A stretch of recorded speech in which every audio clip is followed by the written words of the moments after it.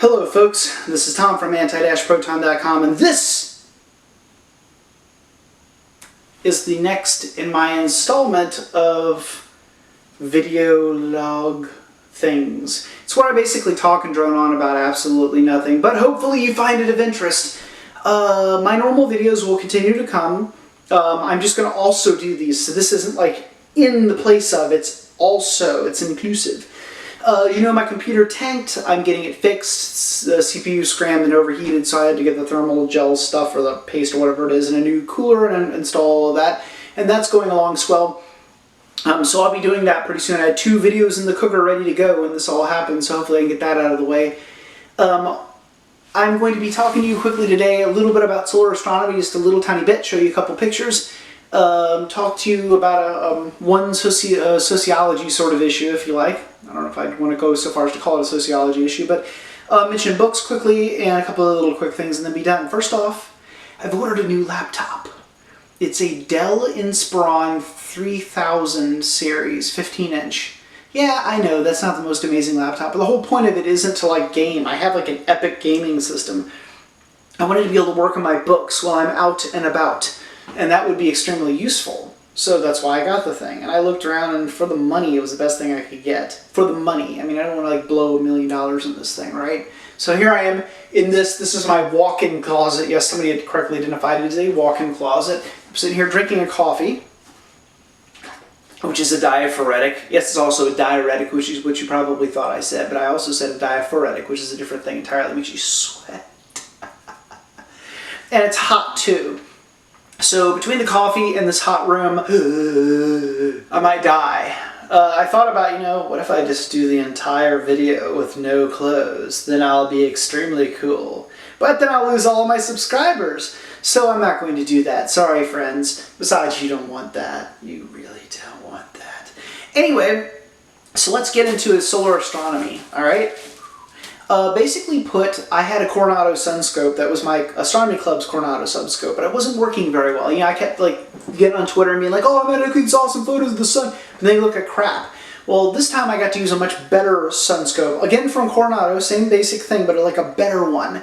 And belongs to a person I know who's in my astronomy club, and I used it today on a really good mount. I got some good pictures, so I'll show you what those good pictures look like, and then you can be like, wow, those are good pictures, Tom. Maybe you like it, maybe you don't. So here are the pictures I took. These are some of my very first photos of the sun with a camera. By the way, don't look at the sun with a telescope or a camera or binoculars or anything. You have to use a special telescope with special filter things, or your eyeballs are like melting out of your face. They like, you know, they don't melt out of your face, but you lose your vision permanently.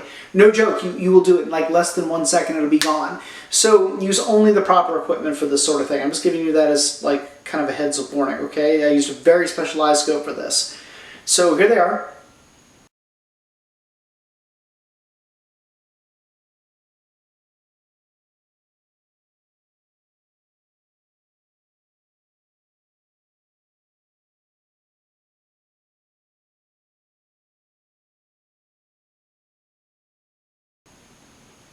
Okay, so what'd you think?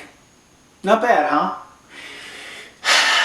Well, it was a good club picnic. We had our annual club picnic, and I was out there. Did you see that telescope at the very, very end? That telescope I showed you at the very end, that was not actually the sunscope. That was a different telescope. That was a Takahashi, what was that thing? A 250 millimeter by 3000 millimeter Cassegrain. It's not a Schmidt Cassegrain, it's just a Cassegrain.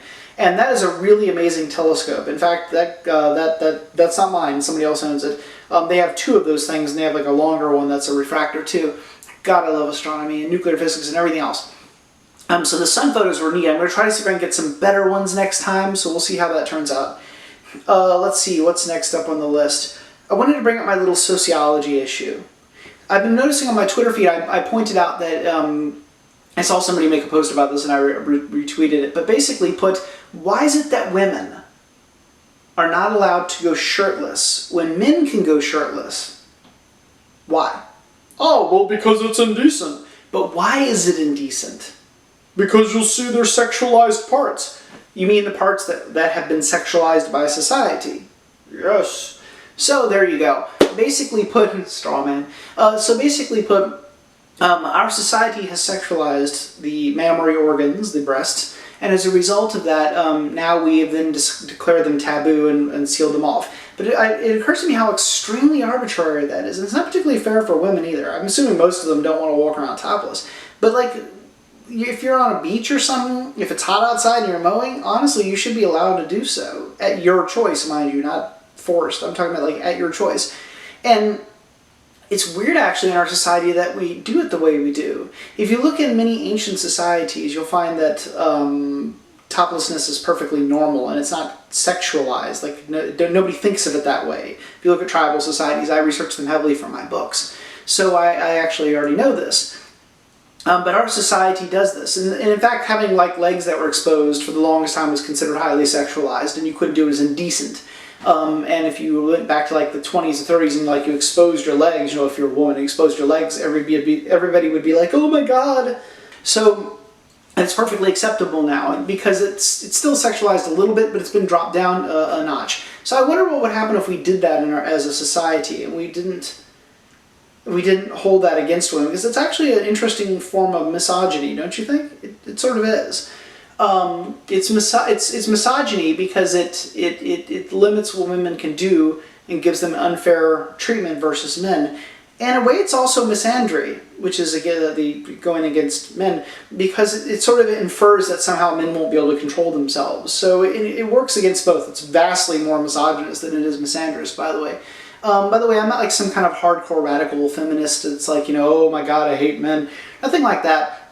I would say I'm a feminist by classical feminist terms. I'm not talking about the new over-the-top super extremo stuff. I'm talking like women should be equal to men. Because they should. They should be treated equally to men. Like, it's disturbing that if anybody thinks that that's not true. And I don't know, I just get very, very annoyed with what I see a lot. I see message boards where a woman identifies herself as being a woman and immediately gets torn to shreds for the simple fact that she is one, which that just really pisses me off. But anyway, so there's that. I thought about that and I thought to myself, why can't women do that? Why can't they? Because it's not proper. Says who? Anyhow, next up, book. Speaking of my book, I had 180 sales this month. Thank you, especially if you're a person who bought a copy. Thanks. I don't usually peddle it too much on my YouTube account, but I do on my Twitter account. So if you follow me on Twitter, you've already seen my annoying messages like, buy my book, oh my god, buy my book. So I'm not even showing you a picture of it here, so I just thought that'd be kind of interesting. So I can't wait to get my new laptop and try it out, and we'll review that and see if it's any good. It needs an SSD drive. That's like the key thing that it needs. I have a coffee. So anyhow, hopefully you guys like these little videos. This is shorter than my last one, but hopefully you like them. So this has been Tom from anti-proton.com. I'm going to cook this guy up, send it out, and we'll see where we go from there.